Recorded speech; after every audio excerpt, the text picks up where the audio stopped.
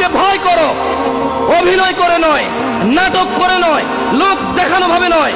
ইত্তাকুল্লাহ, আল্লাহ বলেছে আপনি আমি। তুমি কি বাবাকে নিয়ে একটা গজল বলতে পারবে? আচ্ছা মিঠু, তাহলে তুমি একটু বন্ধুদেরকে গজলটি গিয়ে শোনাও তো। তাহলে যারা বাবাকে ভালোবাসে তারা এই ভিডিওতে একটা লাইক দিয়ে চ্যানেলটি সাবস্ক্রাইব করে দিবে।